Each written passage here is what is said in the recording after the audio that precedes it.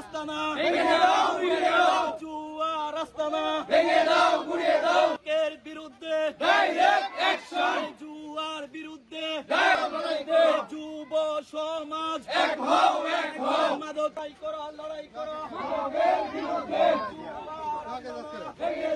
আজকা থেকে মাদক ব্যবসায়ী এবং মাদক যারা খা তাদের জন্য দুজক রচনা হইল। ঠিক আছে, এদের জন্য দুজক রচনা হইল। কটিয়াদিনের বর্তমান যে ভারপ্রাপ্ত কর্মকর্তা এই ভদ্রলোক আইসাই মাদকের আইসাই প্রথম যে অ্যাকশনটা নিয়েছে এটা মাদকের বিরুদ্ধে।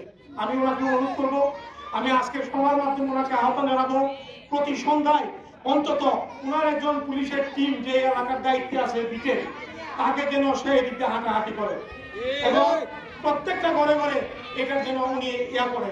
আপনারা আগে কমিটিটা করেন, কমিটিটা নিয়ে আমি আমাদের সবচাইতে সফল আমাদের এমপি সাহেব যিনি নাকি এই 2 মাসের ভিতরে ধন্য হয়ে ঘুরছেন কটিয়াদি থেকে পাকুন্দিয়া প্রতিটা ঘরে ঘরে, যিনি নাকি সংসদে ইতিমধ্যে কটিয়াদি পাকুন্দিয়াবাসীর জন্য বক্তব্য রেখে আলোড়ন সৃষ্টি করেছেন।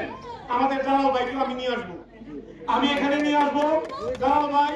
আমাদের প্রত্যেকটা অঞ্চল থেকে মাদক নির্মূলের জন্য উনি অঙ্গীকারবদ্ধ, তারেক রহমানের নির্দেশনা উনি মানছেন।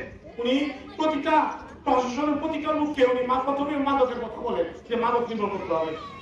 আজকে এই মাদকের বিরুদ্ধে যে যারা উদ্যোগ নিচ্ছে তাদেরকে আমি ধন্যবাদ জানাই। এই মাদকের জন্য কটিয়াদিতে বিগত সময় বাবার সন্তান মেরে ফেলাইছে, এরকম আপনারা শুনছেন না? জোরে জোরে এখন এরকম একটা ঘটনা হয়েছে না? তা আমনের সন্তান যেরকম করতো না, এটার কোন নিশ্চিত আছে? যারা এখানে মাদক গ্রহণ করে তাদেরকে আমরা প্রথম বাধা সৃষ্টি করব, মৌখিক ভাবে বলবো, গ্রামবাসী সবাই মিলে একক ভাবে কেউ বলবেন না, আর আইন হাতে তুলে নেবেন না, কারো গায়ে আঘাত করার দরকার নাই, আমরা প্রতিহত করবো। টোটাল 5টি দাবির ভিতরে হলো মাদক বিরোধিতা করা, মাদককে দমন করা। দ্বিতীয় দাবি হলো অনলাইন জুয়াকে বন্ধ করা এবং অনলাইন জুয়াকে দমন করা। তৃতীয় দাবি হলো আমাদের এই ওয়ার্ডে, পৌরসভার কোন ওয়ার্ডে এরকম চুরি চিন্তায় আছে কিনা আমার আদৌ জানা নাই।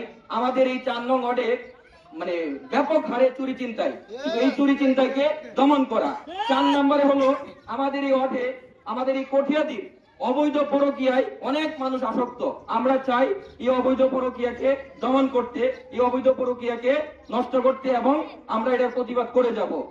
কিছু কথা বলছে যে মাদক জুয়া এসে মাদকটা সেবন করলে টাকা লাগে, প্রতিদিন 300-400 যেমন খাইতে পারে, টাকাটা আনবে কই থেকে?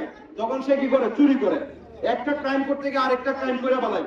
তো আমাদের এখানে যারা উপস্থিত আছেন, এখানে যারা পরিবারের আত্মীয় স্বজন, কেন যারা আছে 4 নম্বর ওয়ার্ডের সবাই আত্মীয় স্বজন এবং এলাকাবাসী সবাই সবাইকে চিনে, নাম উল্লেখ করার দরকার।